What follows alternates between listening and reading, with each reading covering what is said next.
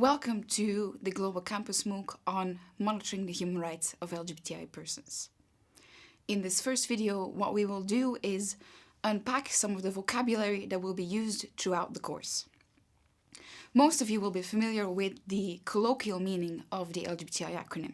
Obviously, LGBTI stands for lesbian, gay, bisexual, transgender, and intersex. And as you know, the word lesbian typically refers to women that are attracted to women.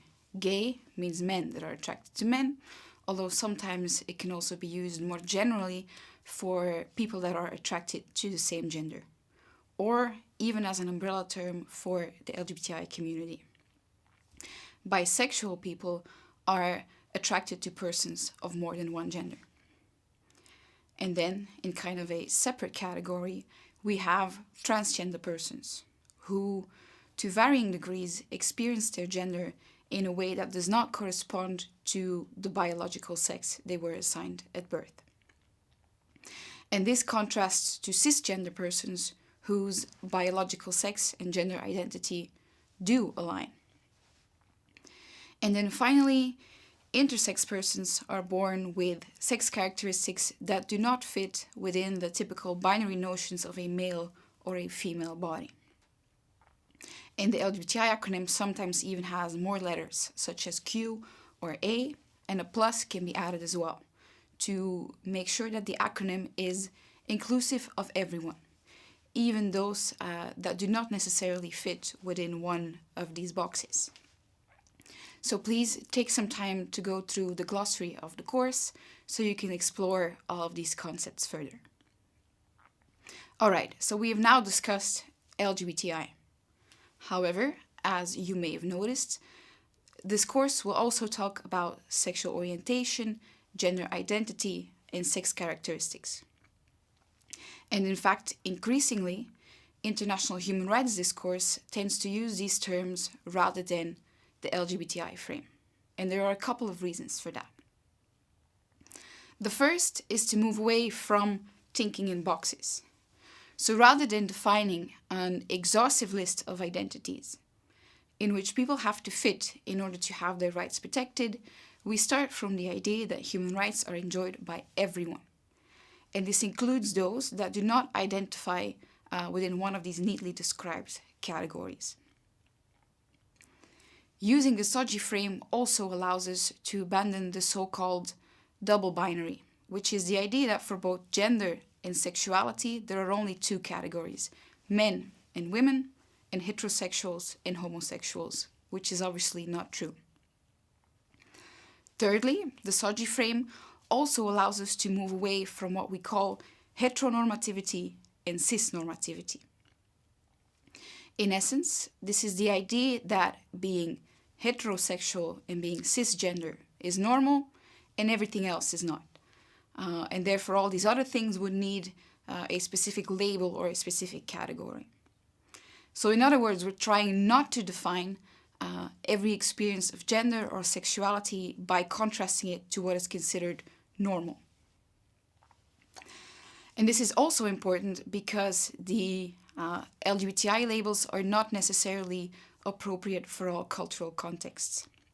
Different cultures across the world may have very different understandings or very different labels for people who engage in same-sex conduct or who experience non-binary gender identities.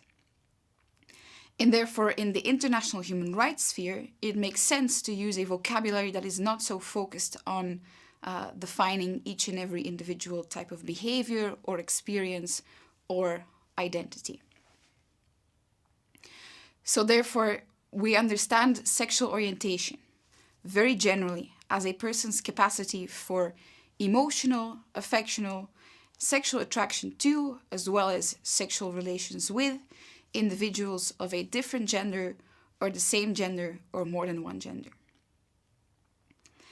Gender identity refers to each person's deeply felt, internal and individual experience of gender, which may or may not correspond with the sex assigned at birth. And this includes the personal sense of the body and can involve, if freely chosen, changes to the body, for example, by medical means. Importantly, gender identity as a ground for protection also includes expressions of gender, which is the way a person presents their gender in their physical appearance. And this can refer to dress, to hairstyle, but also to mannerisms, speech, and even names or pronouns. And it's important to understand that gender expression does not necessarily conform to gender identity. And then finally, the term sex characteristics refers to a person's physical features relating to sex, which includes genitalia, reproductive anatomy, chromosomes, hormones, and secondary physical features that emerge from puberty. Depending on the field, however, still other terms may be used. And we can clearly see this, for example, in the field of public health and the fight against HIV and AIDS. In that field, people are reluctant to use vocabulary that refers to gay identity or even sexual orientation because it conflates desire, conduct, and identity. And there is a clear understanding that across cultures, men who engage in sex with other men do not always self-identify as gay or homosexual. And in order to avoid alienating those people, public health activists will usually refer to men who have sex with men because it talks about the conduct and not the identity. Yet, in other circumstances, sometimes it can be useful to refer precisely to those identities, or at least to a specific sexual orientation or gender identity. And this is because different subgroups of the broader LGBTI community may face challenges that are specific to them. This is obviously true for transgender and intersex persons, but even gays and lesbians may face different challenges or have needs that are specific to them. So for that reason, some stakeholders do want to point to a specific box, and then hopefully they will obviously take an inclusive approach to that box.